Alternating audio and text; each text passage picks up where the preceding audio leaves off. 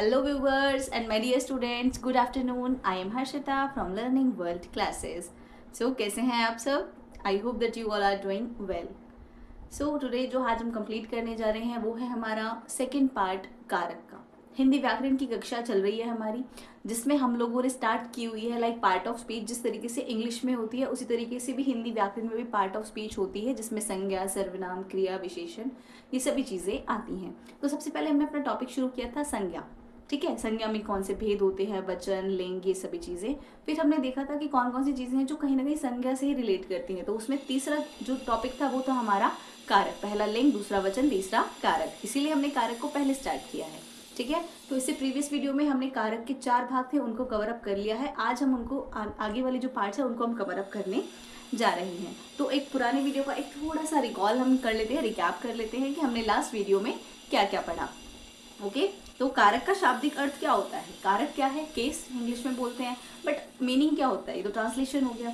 तो कारक का बेसिकली शाब्दिक अर्थ यानी कि एटिमोलॉजिकल मीनिंग ये है कि क्रिया को करने वाला, कि जो चीज़ या फिर जो भी पर्सन है जो उस क्रिया को करने जा रहा है, डूअर ऑफ द एक्शन। ठीक है, कार्य को करने वाला। ठीक है, तो हमने जाना था कि कारक के 8 भेद होते हैं: कर्ता, कर्म, करण, संप्रदान, अपादान, संबंध, अधिकरण और संबोधन। ठीक है, तो कारक के 8 भेद होते हैं। इसके बारे में हमने इनके चिन्हों के बारे में भी जाना था, जो कि एक स्टोरी टाइप में बचपन से हम लोग पढ़ते आ रहे हैं, जो कि है कर्ता ने कर्म को, करण से, संप्रदान के लिए, अपादान से, संबंध का के, कीरा रे री, अधिकरण में संबोधन हे अरे। ठीक है, तो ये तो हमने जान लिया कि उनके चिन्ह कौन कौन से हैं। ठीक है, परसर्ग बोलते हैं बेसिकली। ठीक है, तो उसके बाद अब एक बार जो 4 हमने प्रीवियस वीडियो में कवर अप किए थे उसको मैं दोबारा से रिकैप कर देती हूँ। लाइक पहला था कर्ता कारक, जिसका चिन्ह था ने, कर्ता ने। संज्ञा या सर्वनाम के उस रूप, जिस रूप से क्रिया या कर्म के होने वाले का बोध, उसे हम कहते हैं कर्ता कारक, यानी कि जो कर रहा है। ठीक है, फिर हमने जाना कर्म कारक, संज्ञा या सर्वनाम के जिस रूप पर क्रिया का प्रभाव पड़े। ठीक है, उसको हम बोलते हैं कर्म कारक, कर्म को, कर्ता ने कर्म को। ठीक है, फिर हमने जाना करण से।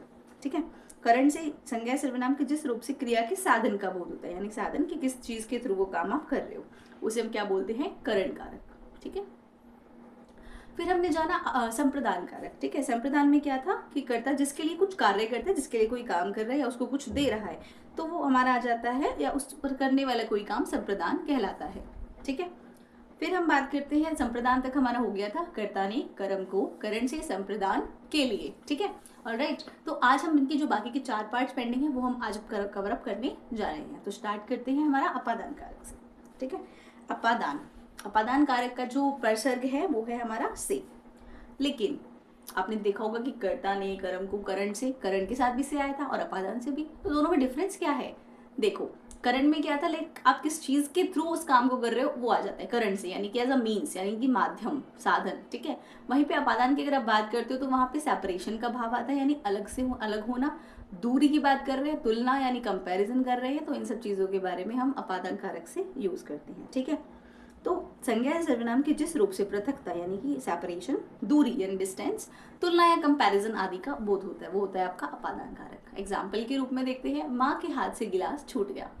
ठीक है, छूट गया यानी कि अलग हो गया, हाथ में था ग्लास बट वो छूट गया, अलग हो गया, तो यहाँ पर हमारा अपादान कारक आ जाएगा।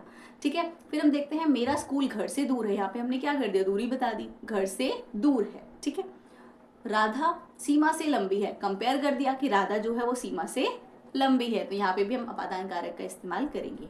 पेड़ से पत्ता गिरा, किससे गिरा? पेड़ से।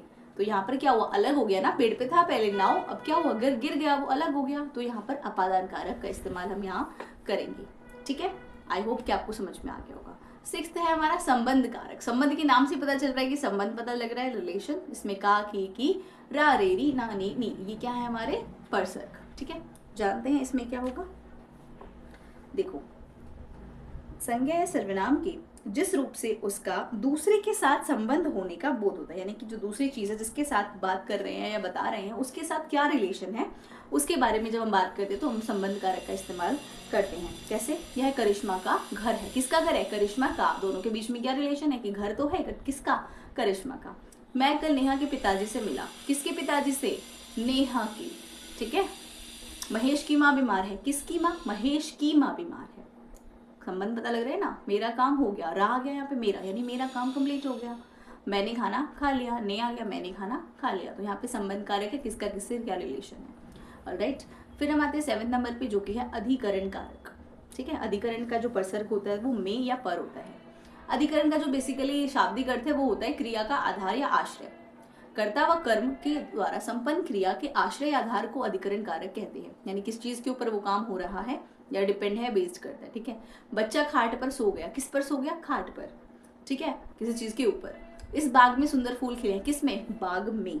ठीक है, फूलदान में फूल सजे हैं, फूलदान में, है ना। तो जहाँ पे आपको पता लग रहा है लाइक क्रिया का आधार या आश्रय, यानी कहाँ पर वो चीज है या फिर उस चीज पे वो काम हो रहा है, तो आप अधिकरण का इस्तेमाल करेंगे।